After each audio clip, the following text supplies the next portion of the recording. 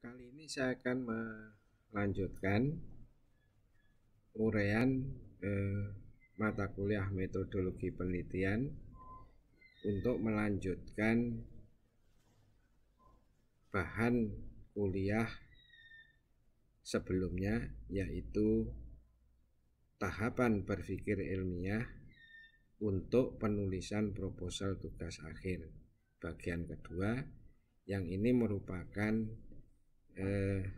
cara praktis menerapkan tahapan berpikir ilmiah untuk penulisan sebuah proposal tugas akhir.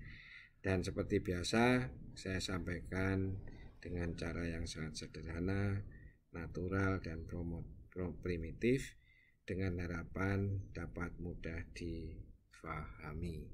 Ini kita lanjutkan lagi ya. Yang kedua ini adalah tulisan saya yang kemarin itu ya. Ya, saya ulangi sedikit lah. Observasi, jadi saudara nanti mencari informasi itu ya. Yang kemarin kita umpamakan adalah judulnya itu hubungan antara intensitas hujan dan banjir.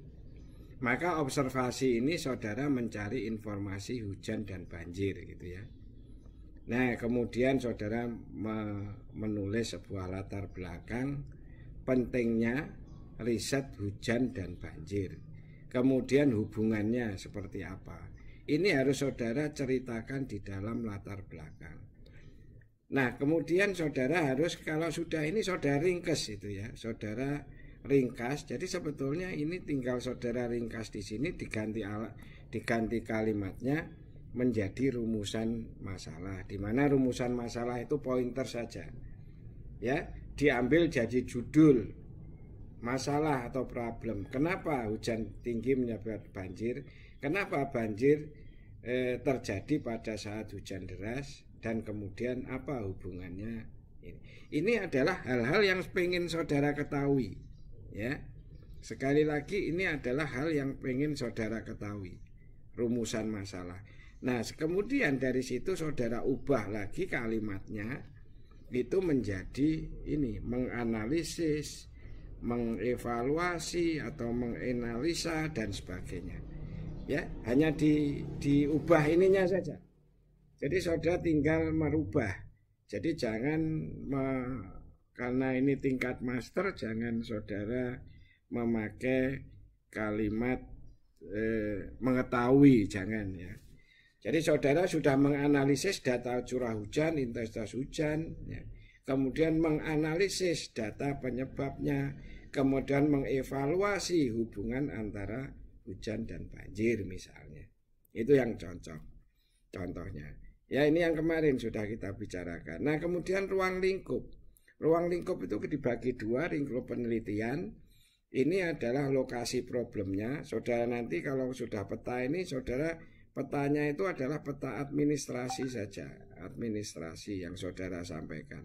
Karena intinya lokasi itu hanya menunjukkan di mana atau lokasi penelitian saudara. Ya, itu. Kemudian lingkup pekerjaan, ini yang kedua. Yang kedua ini adalah lingkup pekerjaan. Kalau tadi lingkup lokasi, satunya lingkup pekerjaan. Ini adalah scope of work. Ini sebetulnya menyatakan atau menjelaskan what ya, ingat itu ya. Ini what, apa ya, apa yang akan saudara lakukan untuk menjawab judul, apa yang akan saudara lakukan untuk mencapai tujuan, dan itu kita tulis dalam bentuk pointers ya, nggak usah panjang-panjang, pointer saja. Itu adalah lingkupnya. Jadi artinya lingkup ini harus menyatakan apa yang akan saudara lakukan ya. Ini lebih singkat. Nanti kalau sudah kita bicara pada subbab metodologi, maka itu sudah bukan what, tetapi how. Jadi bagaimana caranya saudara menjawab judul, bagaimana caranya saudara mencapai tujuan. Itu nanti. Tapi ini tuh what itu artinya apa yang saudara lakukan, akan saudara lakukan, itu ya. Ya, ini yang kemarin saya ulangi lagi. Nah, kemudian berikutnya adalah manfaat penelitian. Manfaat penelitian ini adalah ya manfaat dari hasil penelitian saudara itu untuk apa lah. Ya, manfaatnya kalau saudara tahu hujan dan banjir itu apa gitu, ya, baik bagi peneliti maupun bagi masyarakat maupun pemerintah, ya. Nah, ini adalah bab yang terakhir kemarin kita bicarakan. Nah, ada satu bab lagi yang ini harus saudara tambahkan masih di observasi, ini adalah keaslian penelitian.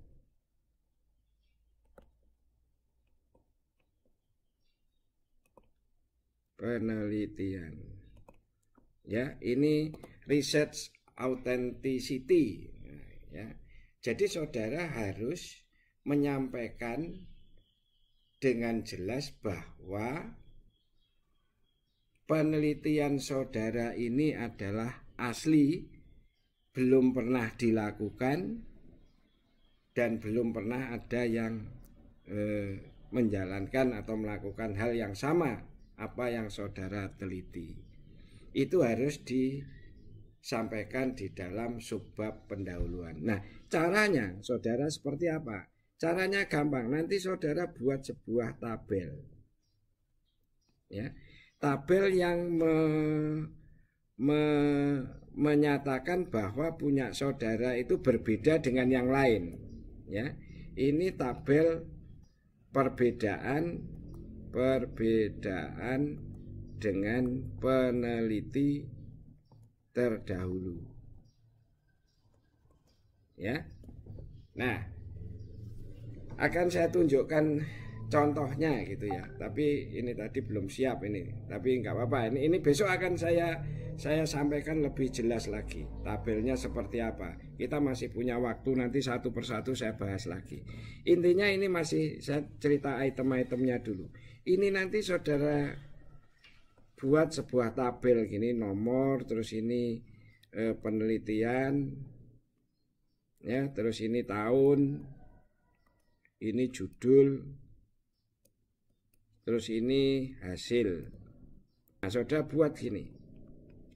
Ini gampang saudara nanti, supaya saudara, ini misalnya nomor 1, si A ini meneliti tahun 2000, judulnya ini, hasilnya ini, ya.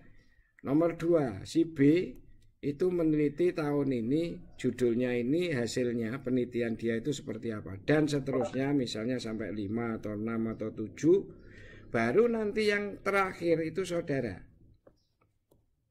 ya, yang ke-8 ini saudara sendiri, ya.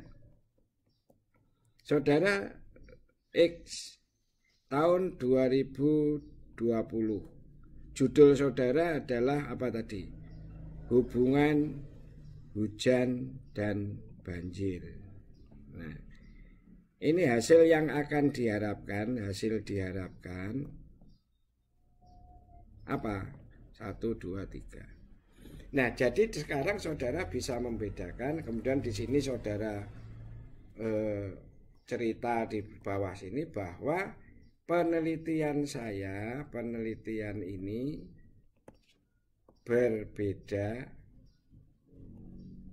ya, berbeda dan belum pernah dilakukan oleh peneliti lain.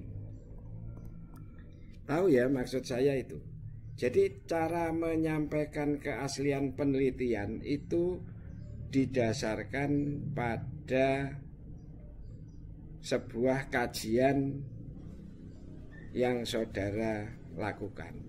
Ya, saudara tentunya kan studi pustaka gitu ya.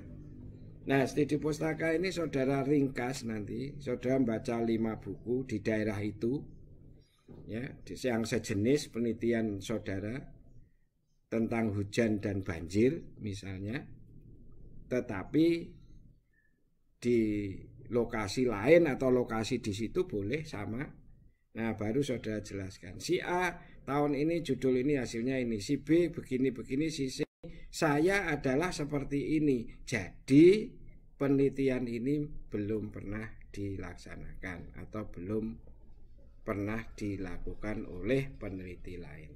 Ya, itu caranya. Nanti terakhir, nanti besok kita tunjukkan apa contoh-contohnya.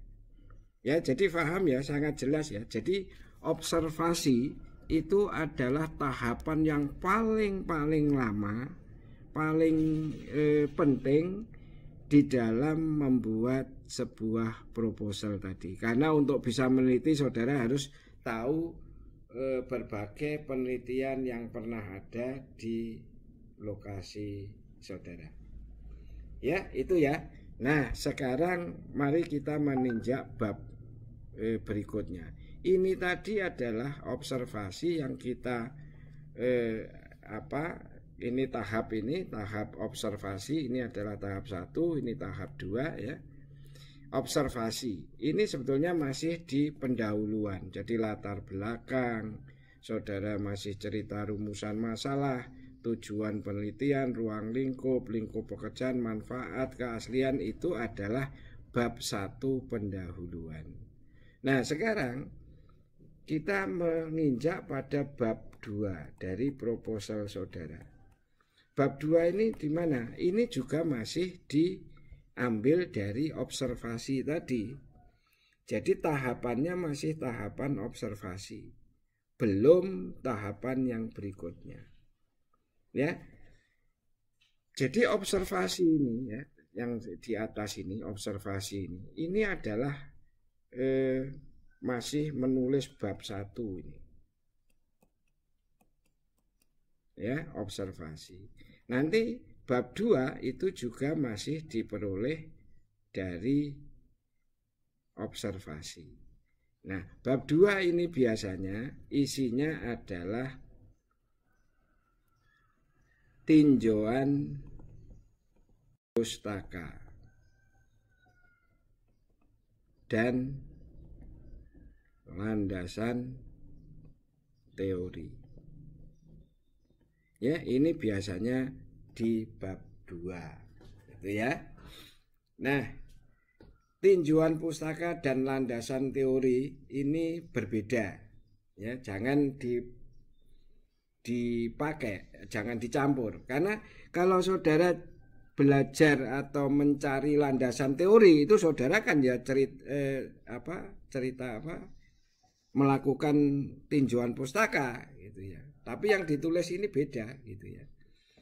Jadi tinjauan pustaka itu dan landasan teori itu sama-sama mengobservasi, sama-sama mencari informasi, tapi nanti penulisannya itu berbeda. Nah, sekarang kita mulai dulu yang 1 itu ya, yang A dulu ini ya. Tinjauan. Nah, tinjauan pustaka ini nanti ada 2 ya. Saya mengacu pada yang biasa terjadi, yang dilakukan di geologi gitu ya, di teknik geologi. Tentunya akan berbeda kalau dulu mungkin saudara di teknik sipil atau mungkin apalagi di sosial, ilmu ekonomi dan sebagainya mungkin berbeda. Ini saya ambil yang biasa dilakukan di teknik geologi. Tujuan tinjauan pustaka ini sebetulnya 2. Ini adalah tentang regional, daerah X tadi, yang daerah X itu kan yang diteliti gitu ya. Ya, itu adalah regional daerah X, kondisi regional, kondisi daerah regional daerah X. Kalau saudara neliti misalnya di Jogja ya regional daerah Jogja. Ya. Kalau saudara meneliti di Semarang ya regional daerah Semarang. Kondisi fisik di daerah Semarang, daerah Jogja misalnya. Ya, itu yang ada di dalam isi dari tinjauan pustaka. Yang kedua, tinjauan pustaka ini adalah penelitian terkait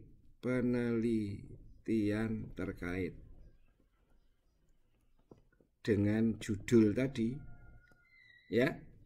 Penelitian yang terkait dengan hujan dan banjir tadi. Baik itu yang pernah ada di daerah penelitian maupun di luar daerah penelitian. Ya. Mudah-mudahan saudara masih bisa baca tulisan saya. Tulisan saya itu sekali lagi tidak ada bedanya antara tanda tangan dan tulisan. Ya.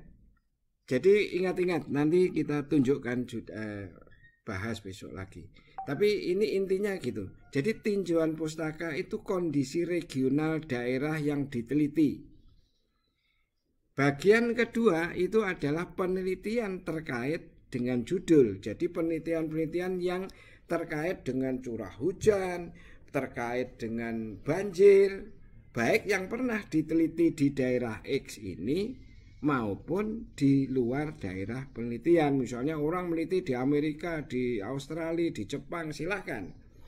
Apa kira-kira yang hubungannya? Oh, di sana itu ada kaitan ini dan ini, ada kaitan hujan dan banjir, ada hujan dipengaruhi ini dan seterusnya. Jadi inilah yang dimaksud dengan tinjauan pustaka. Jadi saudara harus paham betul yang dimaksud tinjauan pustaka di dalam proposal penelitian di bidang teknik geologi itu biasanya atau selalu berisi regional dan penelitian terkait dengan judul di daerah penelitian. Nah, sekarang yang berikutnya ini adalah yang B ini. Ya, B itu adalah landasan teori. Nah, landasan teori ini harus saudara batasi teori yang akan dipakai dalam problem solving. Jadi artinya apa? Yang dipakai untuk menjawab masalah atau mencapai tujuan. Ya. Nah, jadi sekali lagi teori yang dipakai, ini kata pentingnya itu adalah yang dipakai. Jadi saudara tidak perlu cerita macam-macam tentang hidrologi macam, misalnya judulnya itu tadi ya. Misalnya judulnya hujan dan banjir tadi misalnya. Saudara tidak perlu cerita siklus hidrologi, terus cerita air sungai, tidak perlu. Jadi saudara, bagaimana saudara menganalisis, bukan bagaimana, teori apa yang saudara pakai untuk menghitung curah hujan misalnya. Rumus atau landasan teori apa yang dipakai untuk menganalisis banjir.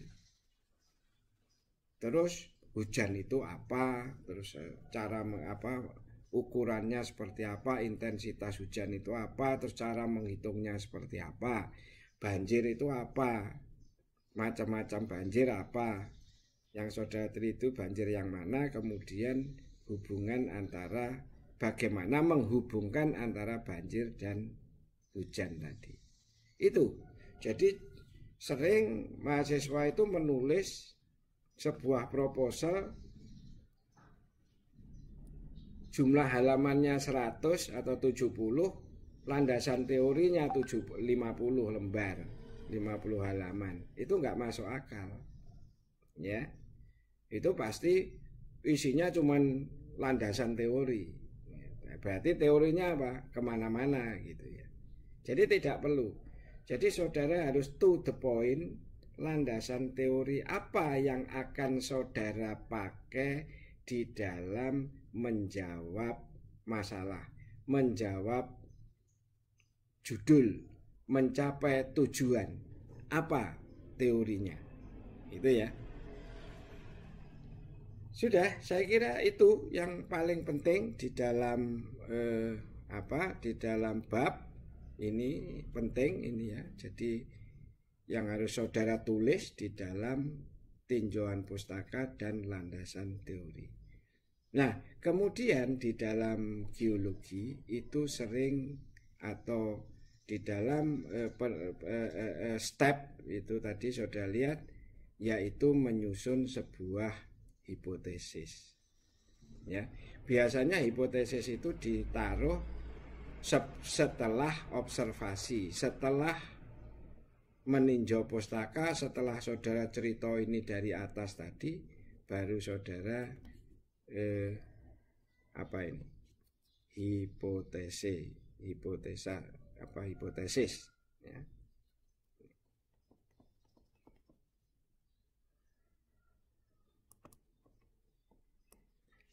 Nah, hipotesis itu apa sebetulnya?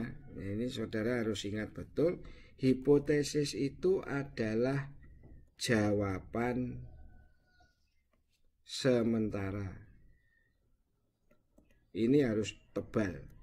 Jawaban sementara terhadap problem ya, atau masalah atau tujuan.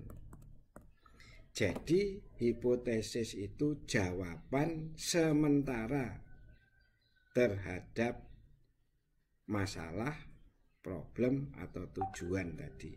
Atau ini sebetulnya apa? Jawaban sementara dari judul. Ya, itu. Nah, kenapa ditaruh di situ? Iya, karena saudara belum melakukan penelitian. Saudara, hipotesis itu dijawab sebelum saudara melakukan penelitian. Jadi hipotesis itu selalu ditulis sebelum metode penelitian, nanti babnya research method ya. Jadi setelah saudara tadi observasi, saudara macam-macam belajar macam-macam, ketemunya saudara berarti kalau hujan itu akan banjir, kira-kira seperti itu. Tapi saudara belum melakukan penelitian. Berdasarkan apa saudara hipotesisnya? Berdasarkan kajian pustaka dan kajian landasan teori. Jadi berdasarkan ini dan berdasarkan ini, saudara bisa menjawab ini. Itu ya. Jadi berdasarkan A dan B, maka saudara bisa menulis hipotesis. Nah, maka hipotesis ini nanti, ini apa? Dalam bentuk pointer saja. Ya. Dan apa? Sangat berkaitan dengan tujuan. Dengan tujuan penelitian. Ya, tujuan saudara tadi apa? Maka saudara harus jawab di sini. Ya, tujuan tadi apa ini? Di atas tadi. Tujuannya menganalisis curah hujan, ya, intensitas curah hujan. Maka di situ, curah hujan di daerah penelitian termasuk tingkat tinggi. Jadi intensitasnya tinggi. Sudah, hanya itu. Terus yang kedua, menganalisis data penyebab banjir di daerah X. Di daerah X itu terjadinya banjir di daerah X lebih dikontrol oleh curah hujan, atau mungkin dikontrol oleh kegiatan manusia, misalnya masalah sampah atau apa. Tidak tahu, itu kan hipotesis kira-kira. Terus yang ketiga, menganalisis hubungan antara curah hujan dan ini. Maka apa? Ininya apa? Hipotesisnya. Curah hujan yang tinggi belum tentu menyebabkan banjir.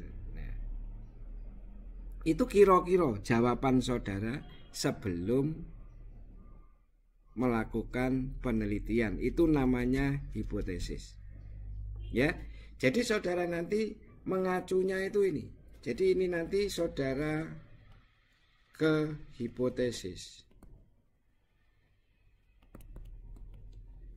Saudara lah, kalau di sini 3 ya kira-kira di sana yang 3 lah. Kalau di sini 4 ya di sana hipotesisnya 4. Kira-kira demikian.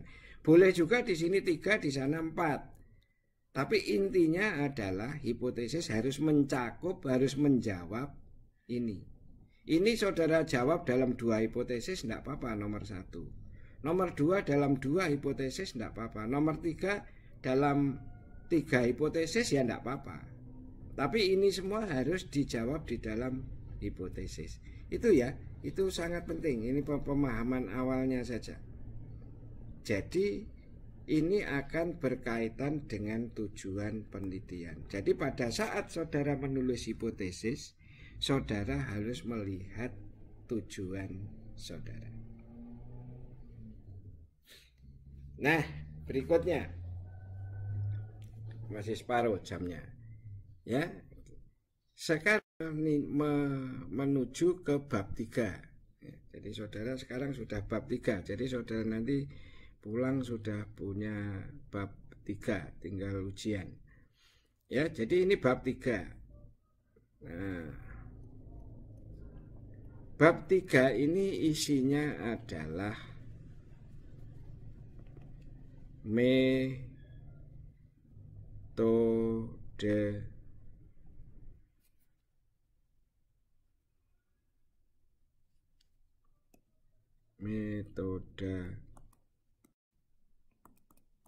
ya. Nah, metode penelitian atau research method ini isinya biasanya kalau saudara secara umum ini macam-macam, boleh iya boleh enggak. Biasanya adalah 1, isinya itu adalah alat yang digunakan. Ya. Di dalam meneliti itu saudara menggunakan alat apa aja. Alat yang saudara gunakan di dalam meneliti. Kalau dia di lab ya alat-alat labnya yang disebut gitu. Kalau saudara menggunakan penelitian di lapangan ya lapangannya alat-alat yang dipakai di lapangan itu yang digunakan. Ya. Nah, maka ini biar gampang daripada saudara cerita macam-macam, maka ini saudara bentuk buat tabel aja. Ya. Ini nama alat. Ya. Ini bisa juga speknya, spek alat. Terus ini adalah hasil. Hasil itu artinya dengan alat itu saudara peroleh apa. Itu ya. Itu. Intinya begitu. Ya ini contoh aja ya. Contoh aja kalau saudara punya nama alat saya penggaris. Misalnya ini. Ya speknya penggaris 30 cm. Ini contoh loh ya, jangan dianggap betulan. Hasilnya ya ukuran panjang. Terus nanti saudara gunakan untuk apa ini? Guna manfaatnya ya untuk mengetahui apa. Ini biar gampang di situ. Jadi kalau di geologi itu ada yang namanya kompas geologi. Ya speknya, mereknya apa, ininya apa untuk mengetahui koordinat arah misalnya. Kalau ini GPS misalnya ini GPS, ini untuk koordinat. Ya gunanya untuk pemetaan apa. Ya kayak gitu, gampang. Ya, itu alat yang digunakan. Nah, yang berikutnya adalah ya, yang ada di dalam itu adalah tahap penelitian. Tahapan penelitian. Ini biasanya gampang ini ya. Tahapan penelitian itu sebetulnya sama dengan scope of work tadi. Ini isinya masih Word. tapi saudara buat bertahap-tahap. Misalnya A, tahap persiapan, ya. B, nanti tahap penelitian atau survei lapangan misalnya. C, tahap, bukan tahapannya, tahap pekerjaan studio atau analisa. Itu biasanya analisa, ini di lab atau di studio. Terus D, ini adalah tahap reporting atau pelaporan, ya. Ini biasanya demikian. Ini gampang, ini saudara 1 jam bisa menyusun itu ya. Jadi ini sebetulnya apa yang ditulis di sini ini adalah sama seperti tadi. What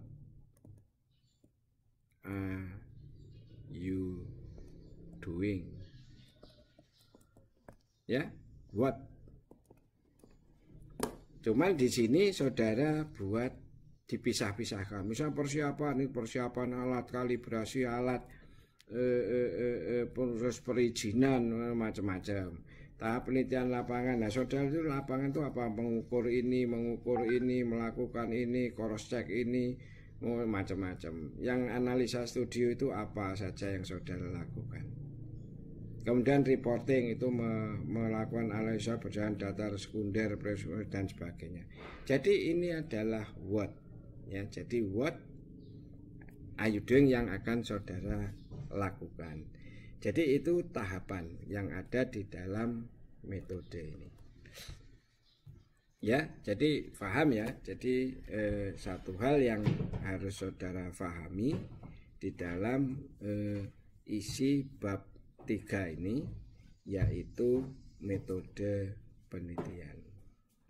Nah, ini hal-hal yang saudara tulis. Nanti kita bahas lagi satu persatu. Nah, ini juga sama. Ini nanti saudara per bab ini, per ini itu saudara buat pointer saja. Ini saudara pointer saja, ya, biar gampang. Nggak usah cerita. Kalau cerita nggak ada yang baca. Pointers. Nah, sekarang tibalah pada subbab yang paling susah, yang paling lama saudara kerjakan, dan itu adalah yang paling penting, yaitu babnya itu ya sama, biasanya metode.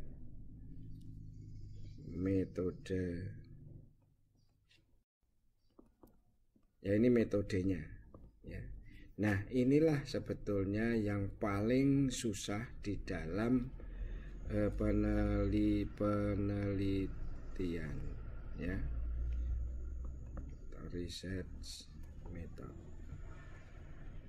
ya. Ini yang paling penting. Ini sebetulnya sekarang saya sampaikan kenapa sangat penting, kenapa susah, karena ini adalah how, ya. Jadi bagaimana saudara mencapai tujuan, bagaimana saudara menjawab tujuan, bagaimana saudara memecahkan masalah tadi, bagaimana menjawab apa? Judul.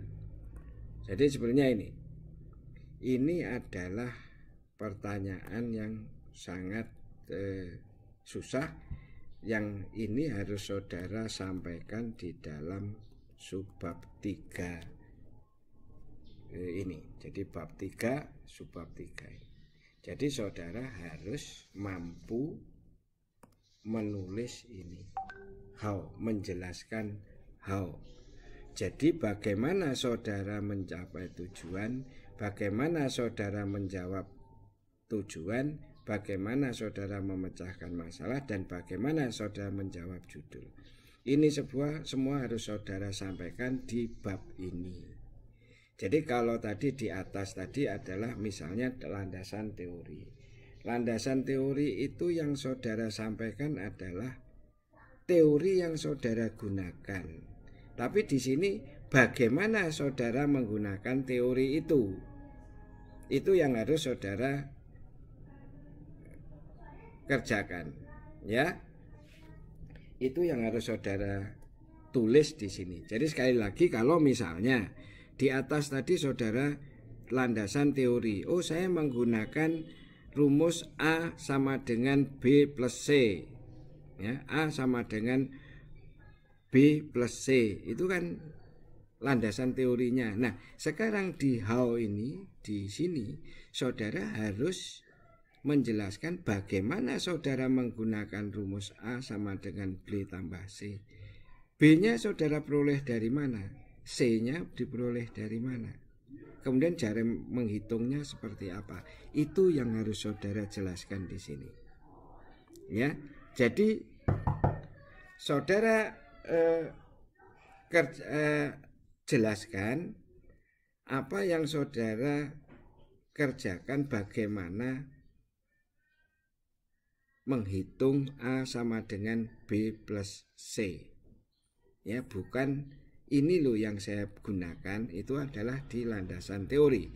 Tetapi di sini bagaimana cara saudara menggunakan rumus itu. Ya, nah itu adalah breakdownnya. Nah, supaya gampang, ya, saya menyarankan, dan itu harus saudara buat di dalam subbab ini, itu ada yang namanya flow chart, ya. Jadi ini adalah diagram alir metode penelitian. Diagram alir metode penelitian. Nah, silahkan saudara nanti sebelum menulis ini harus ada dulu. Jadi caranya demikian, tekniknya. Nanti besok kita tunjukkan seperti apa itu. Jadi sebelum saudara membuat uraian how-nya itu, saudara buat dulu flowchart-nya. Ya, ini adalah pekerjaan yang lama. Jadi yang saudara konsultasikan pertama dengan dosen itu, selain yang bla bla bla di atas, itu kan hanya sekedar cerita.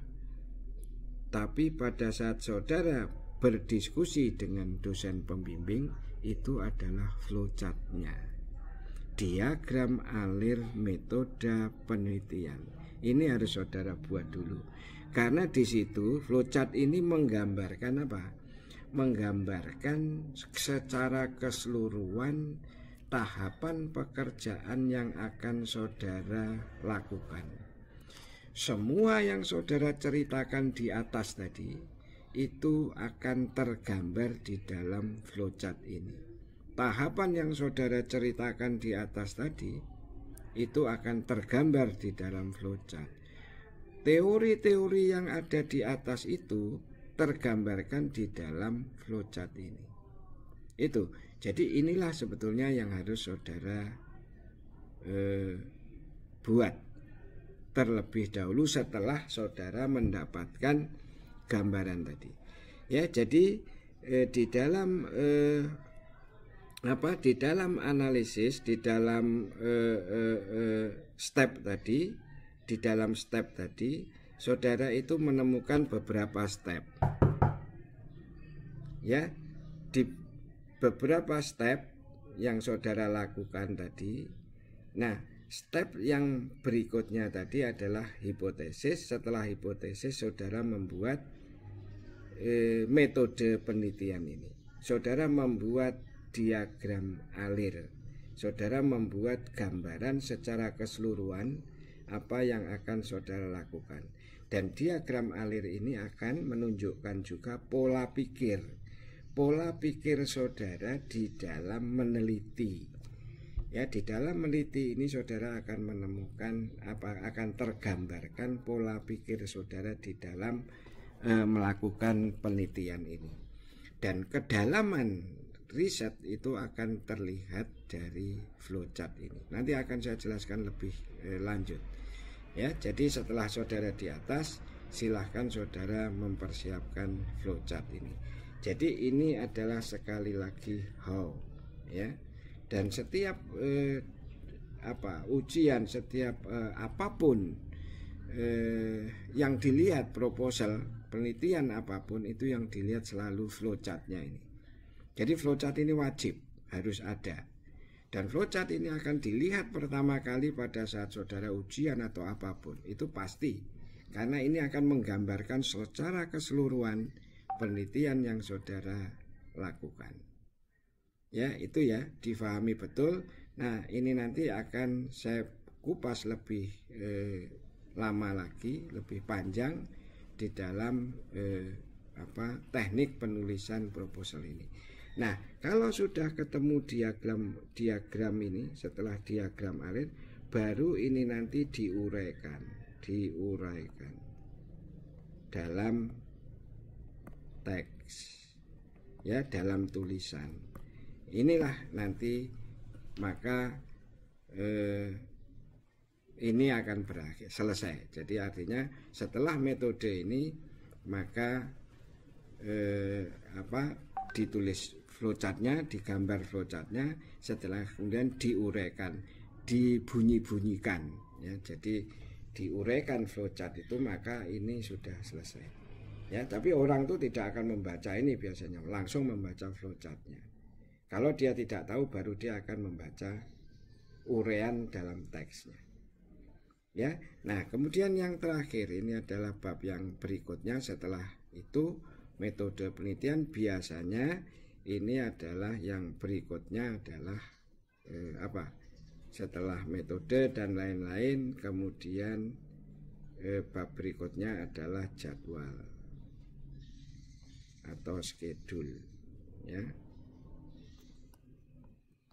Ya, kalau ini penelitian. Nah, ini gampang ya. Kalau ini saudara, saya tidak perlu menjelaskan ini. Saudara tinggal buat seperti biasa, ya. Kemudian tahapannya begini dan sebagainya. Ya, ini saya kira saudara sudah paham bagaimana membuat schedule atau jadwal penelitian. Yang berikutnya nanti setelah itu baru daftar pustaka, ya. Daftar pustaka ini adalah pustaka yang saudara pakai di dalam menulis proposal ini. Ya, itu hal-hal yang ingin saya sampaikan setelah ini. Jadi saudara sudah paham apa yang saudara teliti berdasarkan berdasarkan step scientific thinking tadi, kemudian diterjemahkan di dalam tulisan proposal ini, ya. Itu dulu, nanti kita lanjut sebentar.